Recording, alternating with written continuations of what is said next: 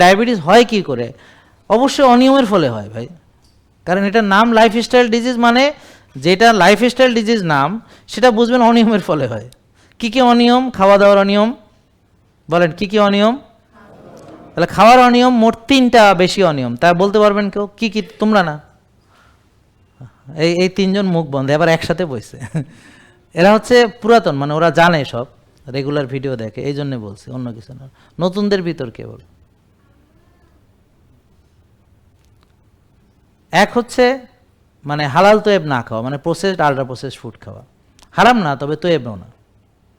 Processed ultra processed ফুডের কী কী আছে? সাদা ভাত, সাদা লবণ, সাদা চাল, সাদা রুটি, বুঝতে পারছেন, ইত্যাদি।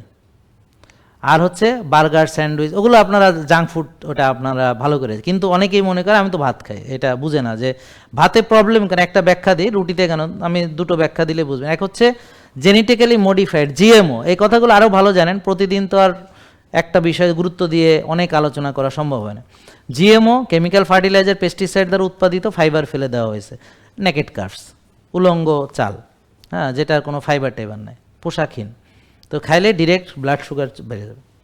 রুটি, গ্লুটেন আছে, জিএমও, ওই কেমিক্যাল ফার্টিলাইজার, পেস্টিসাইড, আর পাউডার ফর্ম, গ্লুকোজ তাড়াতাড়ি আসে। ওকে, তো তাহলে এই রুটি ভাত আমাকে সুগার বাড়ায়। রুটি আবার গ্লুটেন, গ্লুটেন আবার আইবিএস রোগীর জন্য বিষ, জম।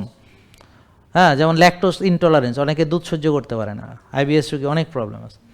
তো এরকম অনেকের অনেক ধরনের প্রবলেম আছে। তো যাই হোক, তাহলে এবার বুঝছেন কেন। তাহলে সয়াবিন তেল এটা একটা processed oil, industrial oil. Industrial সরিষাও ভালো না, ইন্ডাস্ট্রিয়াল কোকোনাট অয়েল যেগুলো, সেটা ভালো না। আপনি এখন জুই নারকেলের তেল দিয়ে কি কফি বানায়? ওই ঘটনা মনে পড়ছে না? হ্যাঁ, জুই নারকেলের তেল দিয়ে কফি বানাইছিল, বুলেট কফি। হ্যাঁ রে, সেই এক ঘটনা। যাক, আজকে আর সম্ভাবনা বলা যাক। তো এবার বুঝতে পারছেন আপনারা? তো এখন ইন্ডাস্ট্রিয়াল অয়েল আমরা খেতে পারি না, হ্যাঁ পারি, তবে রুগী হব, এই গেল।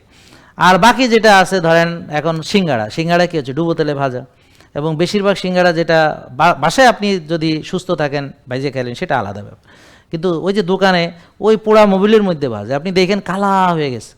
তা আমাদের ওই যে আমাদের বাড়ির ওই সাইডে, আমার বাপের বাড়ি কিন্তু ক্যান্টনমেন্ট, মানে মাটিকাটা।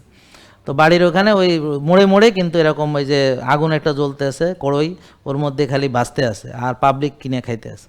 তা আমি তাকায় দেখি, আরে আল্লাহ, কালা হয়ে গেছে। এটাকে বলে অ্যাক্রিলামাইড, রিপিটেড হিট, কালা। হ্যাঁ, তো এখন ওই যে ডুবো তেলে ভাজা, এটা গেল। খাইলে আপনার গ্যাসের ওষুধ লাগবে। আপনি সিঙ্গাড়া যদি খান, যে কেউ যদি গ্যাসের ওষুধ না লাগে, বুক না জ্বলে, আমারে বলবেন, তাহলে সিঙ্গাড়াটার মান মানে ভালো না। বুঝতে হবে, মানে সঠিক না। যাই হোক, তাই গেল। তারপর হচ্ছে এবার ধরেন জিলাপি, তো জিলাপি কি করতেছে? ময়দা, মানে আটা, ওটা তো বললামই, গ্লুটেন টুলুটেন।